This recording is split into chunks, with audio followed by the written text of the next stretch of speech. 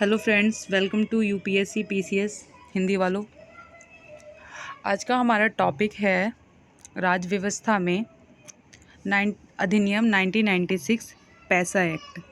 पैसा एक्ट है क्या, इसका उद्देश्य क्या है और इसमें सुधार की क्या ज़रूरत है, इसके बारे में हम पढ़ेंगे। तो हम जानेंगे। आज के लिए बहुत ज़्यादा सुर्खियों में बना हुआ है। इसका मेन कारण क्या है सुर्खियों में बने रहने का? छत्तीसगढ़ ने विश्व आदि दिवस के अवसर पर क्या किया?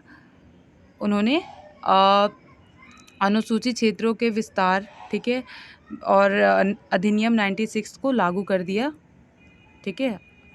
इसके उपरांत ये देश का 7वां राज्य बन गया है पैसा एक्ट लागू करने वाला। इससे पहले कई राज्य लागू कर चुके हैं पैसा एक्ट, जैसे कि गुजरात, हिमाचल प्रदेश, महाराष्ट्र, राजस्थान और तेलंगाना जैसे राज्य पैसा एक्ट को लागू कर चुके हैं। अब देखिए, पैसा एक्ट को लागू करने में सबसे बड़ा हाथ दिलीप सिंह भुरिया समिति का होता है। इस समिति ने ही इसकी न्यू दिलीप सिंह भुरिया की सिफारिश पर ही पड़ा है। इसका मुख्य उद्देश्य है जनजातियों की सशक्तिकरण करना, ठीक है, और इनको मुख्य धारा में लाने से संबंधित है। और ये नोडल्स मंत्रालय के अंतर्गत ही आता है। जो भी अधिनियम इससे रिलेटेड होता है, इसके द्वारा प्रावधान में लाया जाता है। ये संविधान के भीतर पैसा जो एक्ट है वो संविधान के भीतर एक संविधान के रूप में ही जाना जाता है। इतना मजबूत एक्ट है ये। और संविधान के भाग 9 के प्रावधान में 244A के अंतर्गत, ठीक है, 10 राज्यों के अनुसूचित क्षेत्रों में लागू करता है और भाग 9 पंचायतों से संबंधित है। इस संबंध में अनुसूची 244A को कुछ संशोधित प्रावधानों के साथ अनुसूची 5 के साथ पढ़ा जाता है।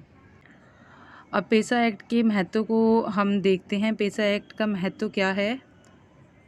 पैसा एक्ट का महत्व देखिए, परितंत्र की रक्षा करना, ठीक है। पहाड़ियों में जो अवैध खनन होते हैं, बहुत ज़्यादा इससे भूस्खलन होता है, कई तरह की प्राकृतिक आपदाएं आती है, इसको रोकने के लिए, ठीक है। इसके विकास की योजनाओं की मंजूरी, ग्राम सभाओं को सशक्त करने के लिए, आदिवासी लोगों की शिकायतें रहती हैं उसको कम करने के लिए, आदिवासी संस्कृति, उनके अधिकारों की रक्षा करने के लिए, और जो आदिवासी हैं उनको मुख्य धाराओं में लाने के लिए और उनका विश्वास बनाए रखने के लिए सरकार की तरफ और लोगों की तरफ, और उनकी संस्कृति को बचाए रखने के लिए ये एक्ट को लागू किया गया है।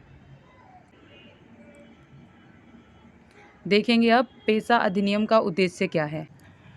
पहला उद्देश्य है कि अनुसूचित क्षेत्रों में रहने वाले जो लोग हैं उनके लिए ग्राम सभाओं के माध्यम से उनकी स्वशासन सुनिश्चित किया जाए। जो उनके जंगल है, वन संपदा है, उन पे उनकी अधिकार को सुनिश्चित किया जाए। ग्राम सभाओं के मुख्य रूप से प्राकृतिक संसाधनों पर प्रबंधन की विशेषता दी जाए, है ना, उनको विशेष अधिकार दिए जाए वन संपदान पे। और थर्ड ये है कि जनजातीय समुदाय के अधिकारों की मान्यता प्राप्त हो, है ना। और कई बार जो साहूकार होते हैं भूमि हड़प लेते हैं, भूमि की स्वामित्व बन जाते हैं, तो ऐसा रोकने के लिए भी ये चीज़ें की गई हैं। और फोर्थ ये है कि जनजातीय समुदाय में लघु जो हमारे MFP है ना, उसको मालिकाना हक देने के लिए भी इसका उपयोग किया जाता है। अब हम देखेंगे पैसा एक्ट की विशेषताओं के बारे में कि ये पैसा एक्ट है, इसकी मुख्य विशेषताएं क्या हैं, ठीक है, और किस तरह ये कारगर साबित होती है। फर्स्ट ये है कि जो पंचायतों के संबंध में राज्यों द्वारा बनाए गए कानून हैं, जनजातीय समुदाय के प्रथागत कानून हैं। जो उनको देखो क्या होता है कि जो सामाजिक हैं, धार्मिक प्रथाएं हैं, जो जनजातीय लोगों की जो संसाधनों पर हक है उनका, उसको निश्चित करती है। प्रत्येक गांव में ग्राम सभा होगी, ठीक है। ग्राम सभा में जो वहाँ का व्यक्ति होगा, ठीक है, उसको मान्यता प्राप्त कहाँ से होगी? पंचायत से, ठीक है। और प्रत्येक ग्राम सभा लोगों की पारंपरिक रीति रिवाज, उनकी पहचान करके और जो ठीक है, उनके संसाधनों की रक्षा करेगा, उनके बीच जो विवाद हो रहा है उसका समाधान करेगा। ग्राम सभा के पास गांव में विकास संबंधी सभी कार्यों की मंजूरी देने, है ना, और ऐसे लोगों को ढूंढने जो सच में ही इस लाभ के अधिकारी हैं, उनको लाभ प्राप्त करवाए, है ना। और यहाँ तक कि प्रत्येक प्रत्येक प्रत्येक पंचायत में जनजातीय समुदाय के लिए उनकी जनसंख्या के अनुपात जो हाफ होता है ना, हाफ अनुपात होता है, न्यूनतम 50% होनी चाहिए, ठीक है, उनकी भागीदारी होनी चाहिए। ये जो पेसा एक्ट है बेटा, इसको लागू करने में ना कई तरह की हमारे सामने चुनौतियाँ भी सामने आई हैं, जैसे कि जागरूकता की कमी होना। सबसे बड़ी कमी क्या है? जागरूकता की।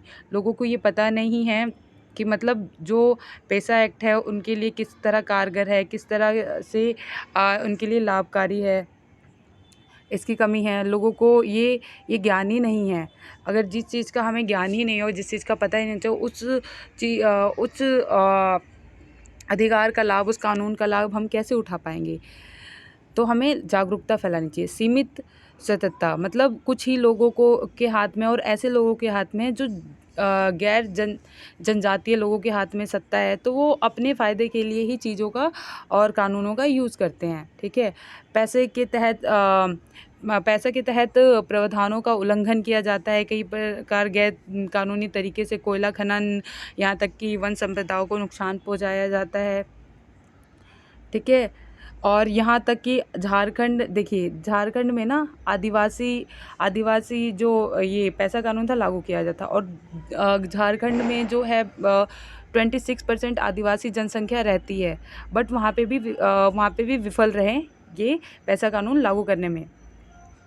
और विशेषज्ञता की कमी, जो लोग हैं जो इससे कार्य से जुड़े हुए हैं, वो उनको पता ही नहीं है जनजातियों की क्या संस्कृति है, उन्हें क्या ज़रूरतें हैं, तो वो किस तरह से उनके लिए अच्छा कानून है, बट किस तरह से उनकी ज़रूरतों को पूरा करेंगे, किस तरह से वहाँ तक वो पहुँचा पाएंगे इस कानून को। अपर्याप्त संस्थान ढांचा, है ना, पर्याप्त रूप में जो संस्थान है, सूचनाएं हैं, वो पूरी तरह पहुँच नहीं पा रही, अस्पष्टता की कमी है। तो ये जो कमियां हैं, इनको किस तरह पूर्ण किया जा सकता है, अब इसके बारे में भी हम आगे देखेंगे। इसको किस तरह से हम ठीक कर सकते हैं। देखिए, फर्स्ट यही है कि हम ना ज़्यादा से ज़्यादा लोगों को जागरूक करें। जागरूकता ही चीज़ों का समाधान होता है।